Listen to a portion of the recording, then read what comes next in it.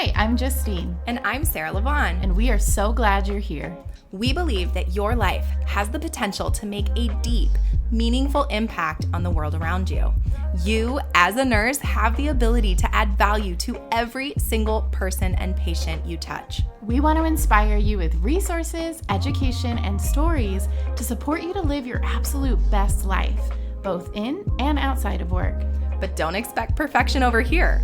We're just here to have some conversations about anything birth, work, and life, trying to add some happy to your hour as we all grow together. By nurses, for nurses, this is Happy Hour with Bundle Birth Nurses.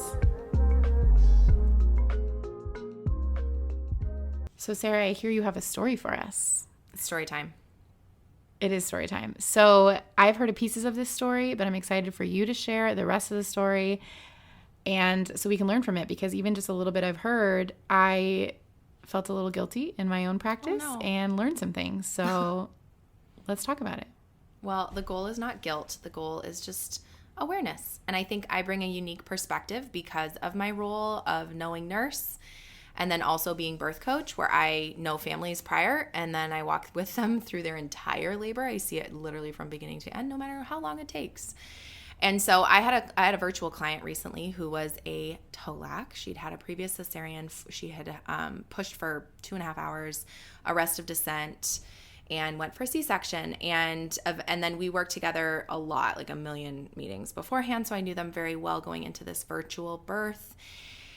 And sure enough, go into an induction, which was a piece of the story that was just like the previous time. And I think for me, the reason why I thought this was a really good podcast was because I think my perspective of watching everything unfold is a unique one, especially understanding the medical system and where everyone in the room is coming from. And then also knowing this family on a different level, on like a very vulnerable, intimate level, and sort of seeing the whole thing play out in front of my head, and then having to do some damage control that I know for sure was not the intent. And so really my goal with this episode is to just create awareness, particularly and specifically around our clients who are going for a VBAC or who are TOLACing. Again, not a word, but we're going to use it for this episode because we use it. And so some things I want to point out. Now, this client of mine it was her second baby, like I said.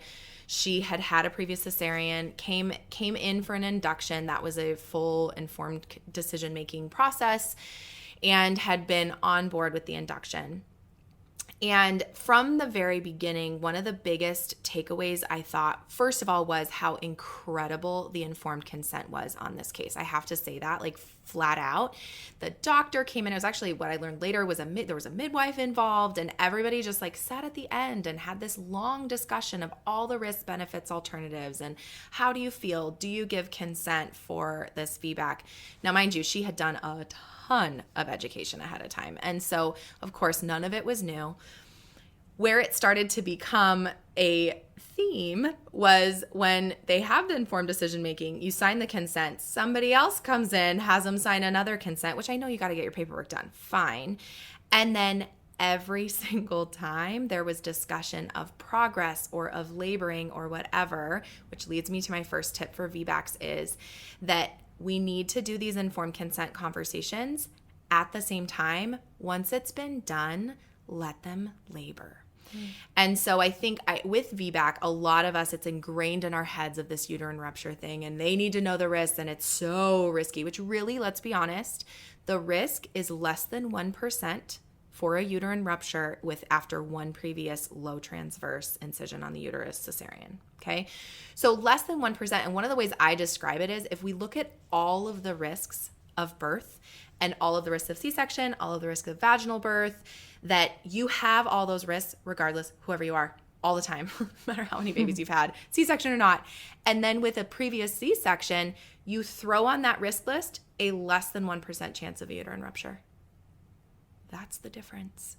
And yet I feel like a lot of the talk, a lot of the energy that we bring in the room is this like, it's so much more risky, which it is more risky. Mm-hmm. And if you've been a part of a uterine rupture, that is scary. That can be catastrophic. But, I mean, I will say from the uterine ruptures I've been a part of, none of them were catastrophic. They could have been. We caught them in time. We recognized the signs. Oop, they ruptured, and wham, bam, you're in the back. And everybody's been okay. So, again, that doesn't want to downplay those that are catastrophic, because it does happen.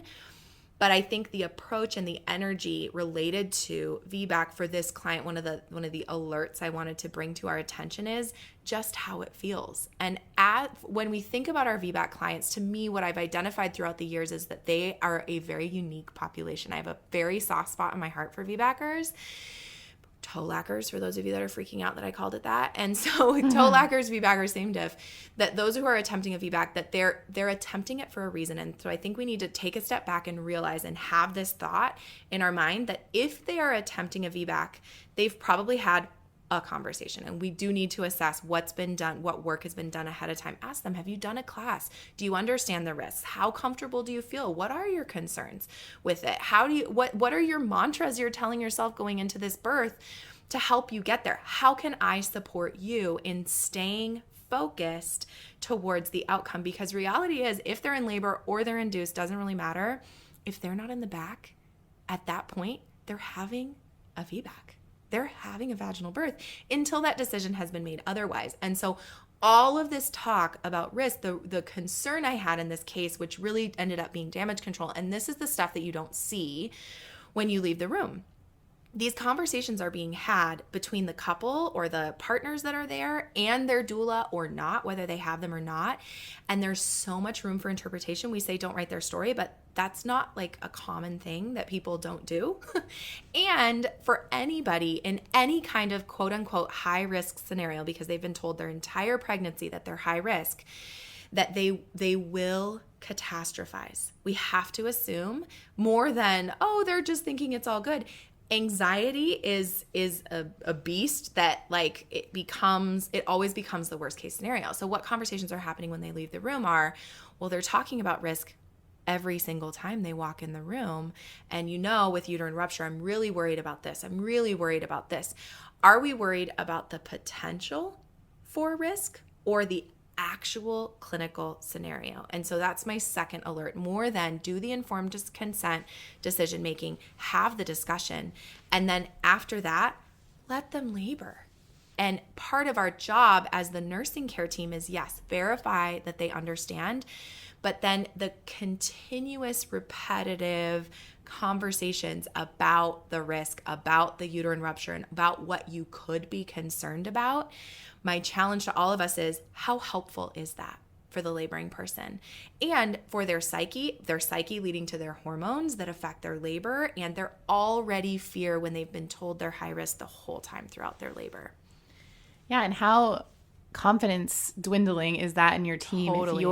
If you're comfortable with the risk, and then your team, you realize they're not comfortable with the risk. Yes. So is this nurses projecting their own insecurities on how will I respond to a TOLAC? How will I respond to a rupture? Mm-hmm. And so that sparks my mind of we need to own up more to what we know and don't know. Yeah. And how to respond to a rupture if that 1% does happen. Right. Well, and you're watching for those signs, but rather than voicing your concerns all day, and again, I'm exaggerating sort of to prove a point, but it was every time I got on the phone with them and I was a part of a conversation, it was, well, but if this, and we're watching for this, the conversation I've had previous to that is, you have an incredible care team that is watching for all those signs. And if they see them, they will alert you to that and there will be a conversation had. But there actually was no signs of uterine rupture. The baby was category 1 the whole time. She, the whole thing, it was all concern for potential risk. I'm not telling you not to be concerned about that, but I want to share perspective on the impact that has in the room, on anxiety, on their experience. And luckily for them, they had somebody that could look them in the eye and say, the question then is this actual or potential risk? And that was part of the conversation that I facilitated with their care team. And it was, when we got down to it, it was, well, it could happen. I'm not seeing signs of that now. So then what ends up happening is, instead of what they remember of being free to labor and free to go through the process, and really when I teach my VBAC class, I say that you're not TOLACing, you're not VBACing. For them, you are. And for us, like, great. I want to know that. That needs to be on my radar. But in the language that we use with this particular client population, that we get to be their biggest cheerleaders and believe it for them. Whether you actually do or not, I don't really care. But I do care that the language we use with this population is, I am with you. We're going to do it. We are there. And I think too, when my mind in the past, I've been like, well, don't promise them something. The reality is right now, we are going to do it because we're not in the back. Mm-hmm. And until that decision's been made, you're having a vaginal birth because this baby's coming out. You know what I mean? Yeah. And so as that biggest cheerleader, that you verified risk, and then it becomes, the script is, you're laboring. Mm-hmm. You're not VBACing. We don't need that at the forefront of your mind. We got you there. You get to enjoy the experience for exactly what it is as you labor forward. Yeah, I'm even wondering on the whiteboard, right? So we do goals. A lot of people have goals on the whiteboard. Mm-hmm. And instead of like a successful VBAC, mm-hmm. it's just birth of baby or something. Like, what would you recommend? Because I think that's really smart. Ask them. Yeah. What do they want? What do you want to hear? What's your affirmation? What are we going towards? What do you want to see on this board? Have a baby, have a vaginal birth, but rather than the VBAC thing being so central, and really what it did portray in this room was a lot of stress about VBAC. And literally, I remember my client saying to me, like, I feel like I've done the work and I don't actually feel that stressed about it, but I feel like I'm missing something. That like there's something that they're so concerned about. And I flat out said, like, uterine rupture is terrifying. It's not fun. That is not the emergency that any of us want. And we don't want that for you. So of course they're going to be concerned about it, but do we need to bring that in the room when you've already had literally there were so many consents at this hospital. I was not used to that, but great. Do your process. Do your process. Just let's be mindful, particularly with this, that there's likely some trauma. And that sort of leads me to the next piece of this that I thought was like really important. And I think I now can like speak about and have like identified is this idea that we don't want to assume that somebody has trauma from their previous birth. And a lot of times, even by assuming that, like, it must have been very traumatic for you, depending on the client especially and how like introspective they are, that they may actually interpret that as, oh my God, well, maybe there was trauma. Wait, what do you see that I don't see?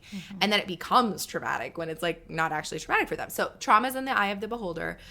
But asking about their previous birth experience, what happened? What was hard about that? What do you want to repeat about it? And what don't you want to repeat about it? A lot of people will have done that work. And this client in that case knew exactly what she wanted to hear, knew exactly what was going to be hard for them. And then ask them what happened and make a mental note in your head of where they quote unquote got stuck the last time. This for me has been absolutely life-changing with my VBAC clients when I'm at their births. And as I prep families, absolutely an alert that I give, and that is that a lot of times the moment where they got stuck on the previous birth, there will be some sort of emotional, mental moment, whether that's a breakdown. I've seen full-blown breakdowns, whether that's a stall in the labor because there's an underlying level of stress of, well, I got here last time and I'm not going to get past it again. Whatever story's being said there, that they need more support at that moment of their labor. I got stuck at 6 centimeters. I pushed for 2 hours. And in this case, what ended up happening was this client had pushed for 2 hours. It was an arrest of descent. And there was all sorts of every talk of, well, your baby was only 5 pounds last time, so this one looks bigger. Your baby's probably not going to fit. I really hope your baby can fit. I'm not sure. We can try. We can do all the things. Have you gotten an ultrasound recently? Yeah, exactly. Ugh. Or like, let me just feel your belly and like see about the size of the baby. How often we see this every single time when we know size really doesn't matter until you try. And there's so many other components that work towards the baby fitting or not. But what this patient needed to hear was, we are here. We are going to do everything we can to help you get there. And instead, for parts of it, and again, I am not being critical of this team because I actually believe she received incredible care. They were so patient-centered, focused, shared decision-making. But again, it's just, you see it different when you're the outsider and you're not the one managing the risk in the same way. And so those conversations were kind of always came back to, well, you're a TOLAC. Well, this is a high-risk pregnancy. Well, I'm concerned about this, the potential risk versus the actual risk of what's going on, and allowing it to stay in their hands. And so what ended up happening was this patient, she pushed for an hour with no descent. And we all know this. What are we saying in the back of our minds? Well, there's no way. She pushed. And an arrestive descent is like the one you don't want to hear when you're thinking about a TOLAC. I want to hear breech. I want to hear twins or category 2 fetal heart rate tracing even, versus arrestive descent. And so while that is a note in our mind, it is not helpful. They already know that's a risk, especially if you've told them, but probably even though you haven't told them. And so again, the conversation was, we're going to do everything we can to get this baby out. But one of the times we pushed for an hour, and the midwife, it was a midwife actually that came in, which was somewhat surprising, came in and said, you pushed for an hour. I haven't seen anything. I don't have hope for you. I don't think it's going to happen. I think we can try. And sure, you want to try some other things, but I just don't think this baby's going to fit.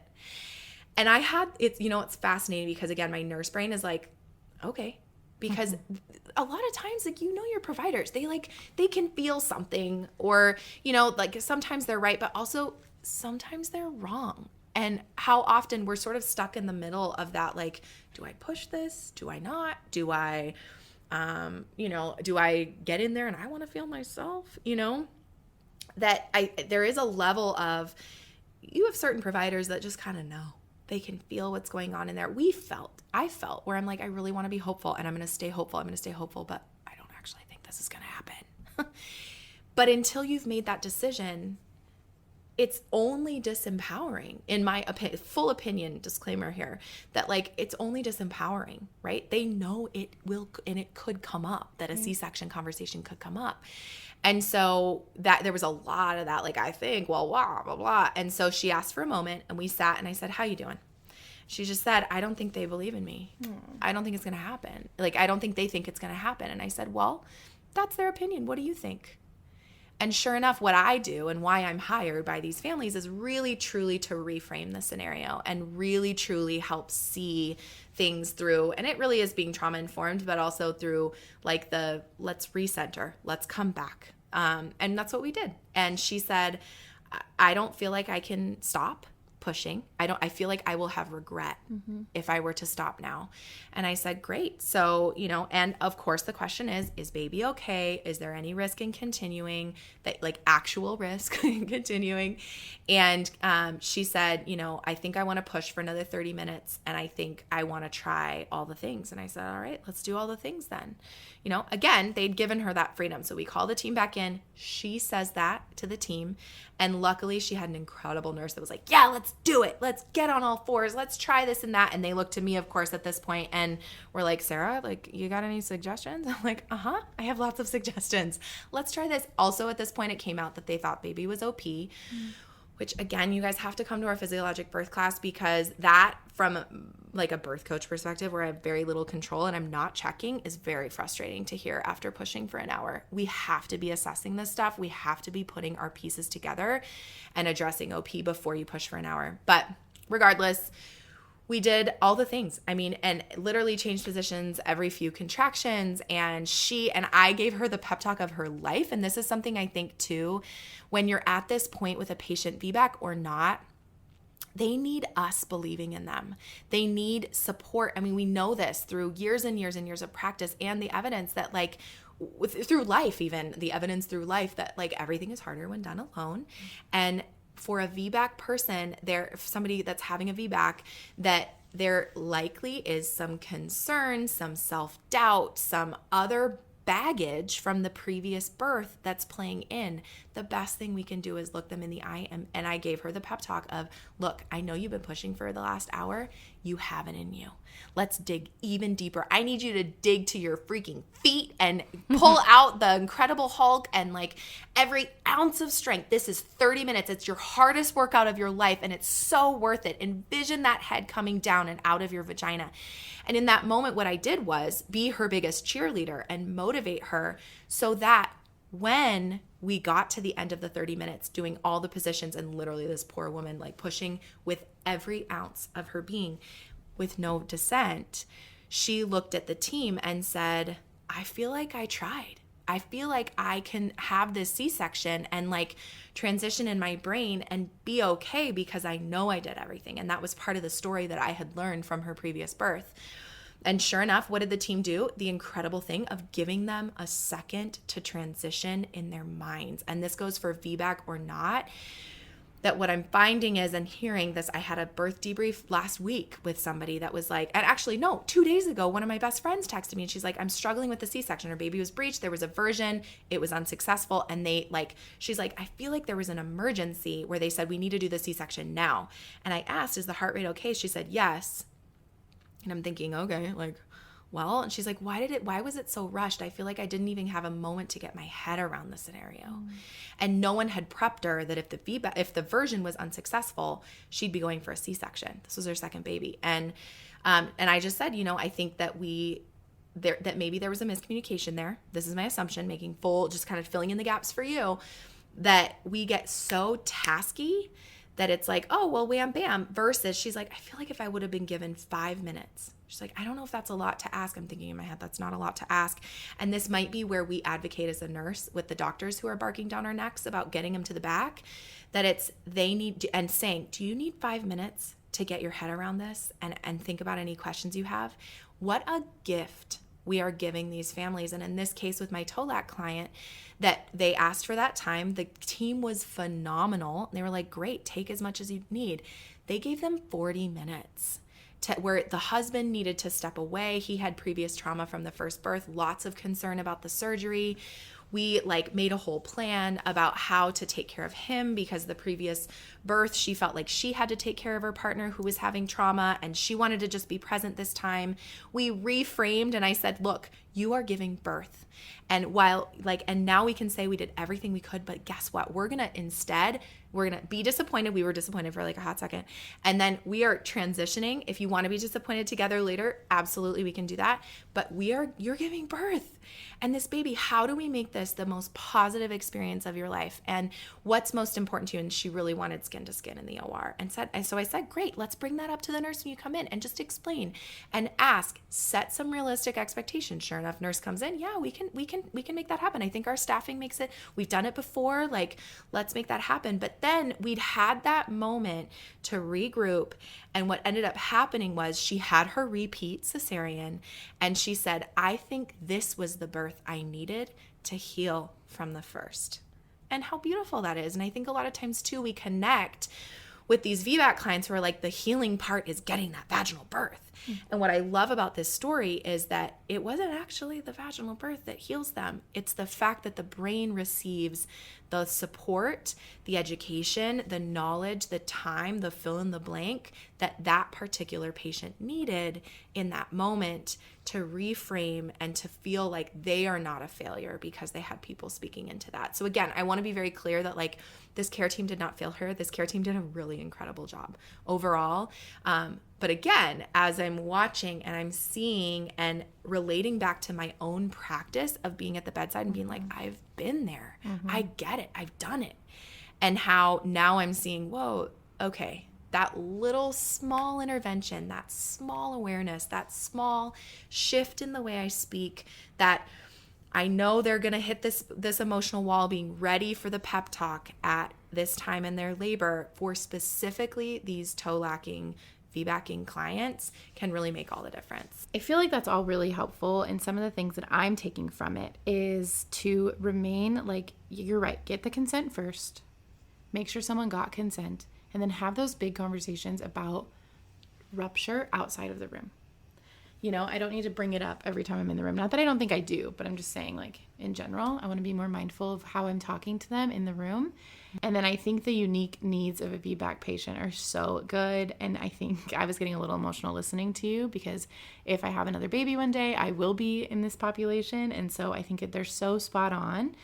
And I think it's beautiful to change the wording around laboring. I think that's beautiful. And I love that you do that.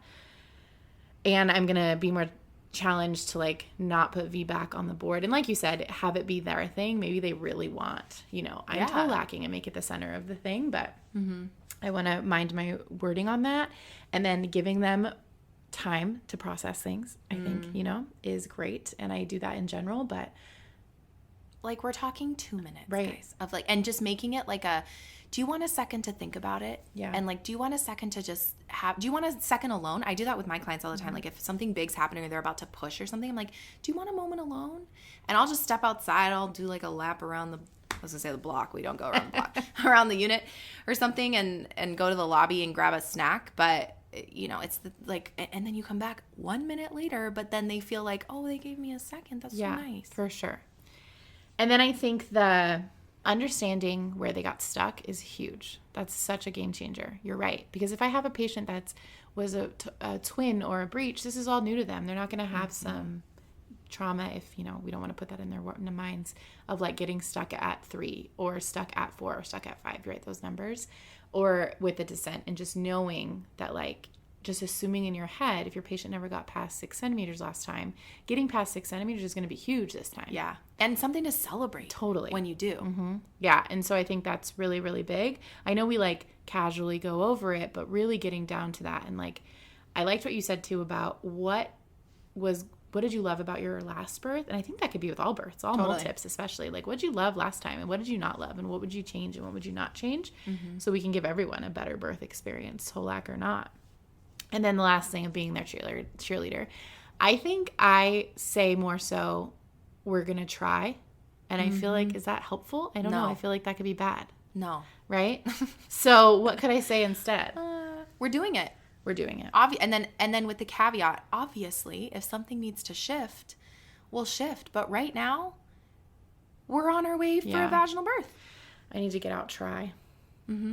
Yeah, and I think that was probably my biggest, like, ooh, because she made the comment of like, they keep saying we're good, like it's, and I remember if it was exactly try or not, but the idea was they keep saying like, we're gonna try, like, do they not think it's possible? Yeah. What are they seeing?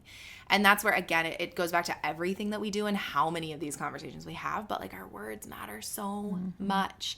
And and we have to assume that they're always open for interpretation. And so the more clear and the more intentional we can be with our words, the more we can help shape these positive birth experiences. Thanks for spending time with us here during this episode of Happy Hour with Bundle Birth Nurses. If you like what you heard, it helps us if you subscribe, rate, leave a raving review, and share this episode with a friend. If you want more from us, head to bundlebirthnurses.com or follow us on Instagram. It's your turn to take what you learned today and apply it to your life, giving honorable, mindful care to every patient you care for. We'll see you next time.